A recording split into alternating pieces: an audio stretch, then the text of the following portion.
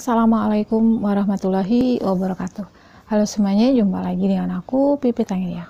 Di video kali ini aku mau sharing seputar istighfar dan juga sholawat. Dimana mungkin banyak kasus cerita gitu ya. Di sebagian besar kita itu yang kayak susah banget untuk mencapai energi dari sholawat dan istighfarnya. Artinya kok belum ya gitu. Apa yang diinginkan itu kayak jauh gitu masih, padahal udah merasa maksimal sudah ya dalam berikhtiar dengan sholawat ataupun istighfar. Nah, aku mau sharing di sini kenapa jadi kayak gitu. Kebanyakan masalahnya itu ada di sini sebenarnya. Selengkapnya tonton terus videonya ya. Nah, kita ini dalam perjalanan satu riadah gitu ya, itu kan satu ikhtiar kita ya, ranahnya kita sebagai seorang hamba gitu kan, itu adalah ikhtiar. Kalau tidak ada yang bisa kita lakukan misalnya secara perbuatan, contoh gini, sudah maksimal ikhtiarnya kayak cari kerjaan tuh lamar-lamar, sudah berbagai macam cara tapi nggak bisa juga, kebanyakan kan baru nempuh jalan ini spiritual atau riadah misalnya, baca istighfar, baca sholawat, baca Quran, sholat gitu. Terus udah melaksanakan itu, tapi kok belum juga. Nah, ini tandanya teman-teman itu masih terikat dengan hasil, masih menunggu, ya masih needy banget, butuh sesuatu itu banget gitu, rasa butuh terhadap sesuatu itu gitu. Dan sebenarnya ini adalah energinya rendah banget gitu teman-teman. Kan kalau di hukum the law of attraction, aku tuh tarik-menarik, kita hanya akan menarik yang sesuai dengan diri kita, yang sejenis kita gitu. Kalau kita merasa kayak butuh banget sesuatu itu, artinya kita masih belum ada itu gitu. Kita masih kekurangan. Dan itu yang akan diberikan oleh, yang dihadirkan oleh semesta gitu. Karena kan Allah itu lihat ke jauh, ke dasar hati kita yang terdalam, paling dalam. Kalau orang masih kayak, aduh kapan ya, aduh kok belum ya, berarti dia butuh banget, kayak kekurangan banget, kayak apa ya, kayak masih melekat banget dengan hasilnya itu gitu. Dan yang ditangkap adalah rasa belum adanya itu loh teman-teman. Makanya ini agak-agak sulit prakteknya ya, tapi inilah salah satu ikhtiar yang harus dibarengi pada saat kita menjalankan sholawat, baca sholawat ya, istighfar gitu. Bagaimana supaya kita tidak terlalu melekat dengan hasilnya gitu ya. Kan hasil itu ranahnya Allah teman-teman, cuma kita perlu butuh pengetahuan bahwa hasil yang kita akan dapatkan itu sesuai dengan kadanya kita, sesuai dengan ikhtiarnya kita. Nah, ikhtiar kita itu mencakup pikiran, perasaan, dan tindakan. Nah, itu haruslah sejalan. Nah, ini sering banget aku sampaikan di beberapa video aku gitu ya. Nah, memang hukum alamnya semesta sunatullah itu bekerjanya ya kayak gitu. Jadi itu harus selalu sinkron saat kita mengamalkan sholawat gitu ya. Satu hal yang harus digarisbawahi adalah satu-satunya kita bahwa menunjukkan bahwa kita betul-betul butuh kepada Allah, kepada sesuatu yang kita inginkan, itu adalah rasa butuh kita ke Allah yang lebih tinggi. Artinya kita menunjukkan dengan, oke, aku rida sholawat, aku masuk rida sholawat misalnya 4.000 kali atau 5.000 kali atau 10.000 kali gitu ya. Aku hanya ini ya Allah yang bisa aku lakukan.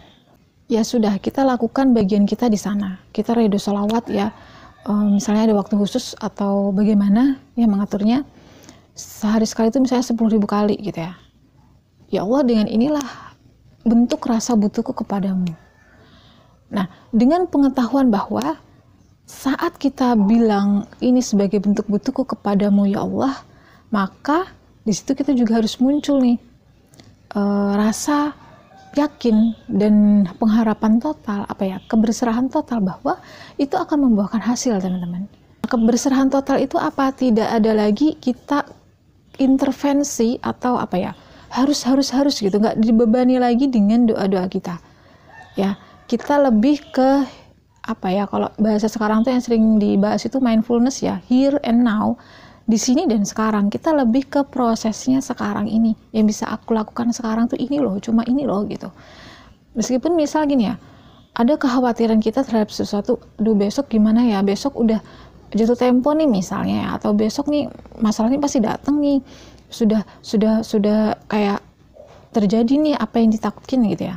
Tapi kan kita masih punya waktu teman-teman, 1 kali 24 jam atau bahkan mungkin lebih dari menuju ke besok itu gitu. Udah, kita fokusnya itu ke yang 1 kali 24 jam ini loh gitu. Jangan pikirannya langsung ke sana. Apa ke yang belum terjadi itu gitu. Kebanyakan sesuatu yang kita takutkan itu justru nggak kejadian teman-teman. Seandainya pun kejadian gitu ya, yaitu kita balik lagi bahwa inilah prosesnya gitu. Inilah proses yang harus aku jalani, ya harus dengan terjadi yang sekarang ini gitu. Jadi kita nggak tidak terbebani, ya tidak ada intervensi atas apa yang kita doakan kepada Allah. Sama kayak kita mau jalan kemana gitu ya, kita tahu jalannya, kita tahu, tapi apakah kita bisa memastikan selama di perjalanan itu baik-baik saja? Maksudnya gak ada halangan rintangan gitu, gak ada yang bisa memastikan gitu. Yang aku tahu kalau aku jalannya di sini aku akan sampai.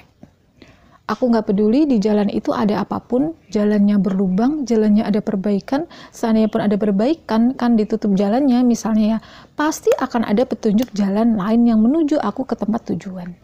Nah itulah yang harus kita tekankan saat kita menghadapi prosesnya sekarang. Jadi apapun bentuk realitanya yang kita bayangkan itu, yang kita harapkan itu, tujuan kita yang kita inginkan itu, ya kita harus menjalani jalan yang sekarang ini. Jadi mindfulness itu adalah betul-betul kita hadir sepenuhnya di sini dan sekarang ini gitu. Apa di sini? Oh ya, aku gak bisa apa-apa. Aku tahu masalahku nih begitu luar biasa. Tapi aku punya Tuhan dan caraku, ya udah ya Allah, aku cuma bisa sholawat ya Allah. Aku bisa sholat. Aku cuma bisa baca Quran ya Allah, karena dengan aku baca kalamu, aku engkau berbicara sama aku gitu. Dan whatever caranya gitu, apapun caranya teman-teman.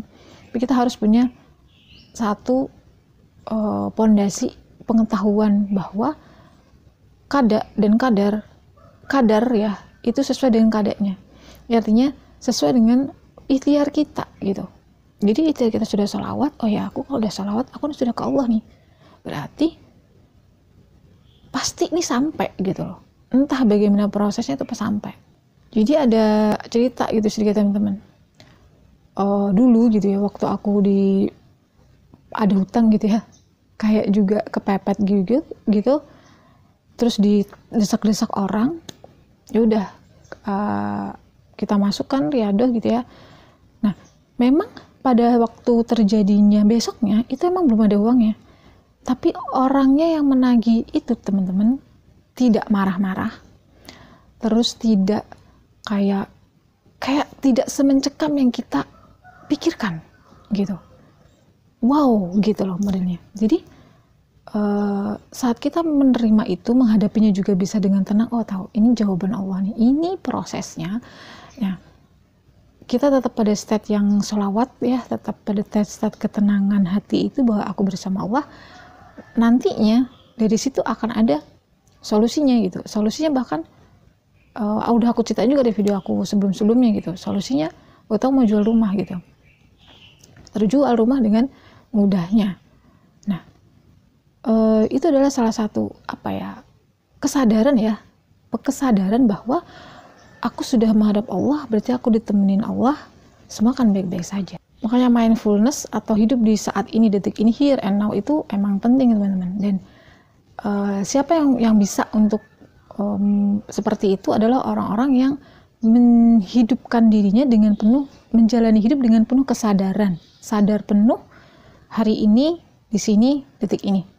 Jadi aku tahu, ini misalnya pikiran muncul ya, gimana besok nih, besok pasti ini pikiran ya, terus ya Allah, itu kan cuma pikiran aku melepaskannya ya Allah, aku bersamamu, nggak apa-apa. Andai pun itu terjadi ya, aku nggak apa-apa, sama engkau aku nggak apa-apa, udah gitu. Yakin dalam hati seperti itu. Tapi kebanyakan teman-teman apa yang kita takutkan itu justru nggak kejadian, bener deh. Jadi kalau udah baca sholawat gitu ya, jangan nunggu-nunggu teman-teman, jangan nunggu-nunggu. Semakin ditunggu itu semakin akan jauh, semakin akan lama. Malah justru nanti yang terjadi justru sebaliknya gitu.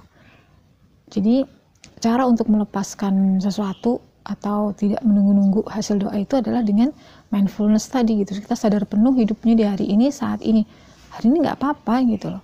Bahkan semua orang yang punya masalah berat-berat gitu ya di hidupnya, coba tanya aja. Saat terjadi sesuatu itu, toh sekarang hidup gitu, sekarang bisa melalui, orang-orang bisa melalui dengan entah bagaimana caranya guling-gulingnya, toh masih hidup, toh masih selamat, toh masih ditolong sama Allah. Jadi itu kuncinya, kita harus betul-betul sadar penuh bahwa hidup kita, milik kita itu hanya hari ini, detik ini. Dengan satu ikhtiar terbaik ya, bahwa ranah kita itu hamba itu hanya itu yang bisa kita lakukan. Selebihnya ya urusan hasil itu urusan Allah. Cuman urusan Allah di sini, Allah juga memberi kita tuh sesuai dengan kadarnya, sesuai dengan hasil upaya kita. Hasil upaya kita tuh apa yang kita ikhtiarkan sekarang, apa yang kita lakukan sekarang. Cuman di sini juga kuncinya teman-teman, jangan merasa aku udah berikhtiar, aku udah berjuang, aku udah baca ini, baca itu juga salah. Karena la haula wala quwata illa billah, tiada daya dan upaya kita selain atas pertolongan Allah. Kita bisa berikhtiar, riadoh, baca sholawat ribuan kali atau istighfar ribuan kali, itu juga karena daya upayanya Allah yang diberikan ke kita. Itulah kadar kita gitu. Jadi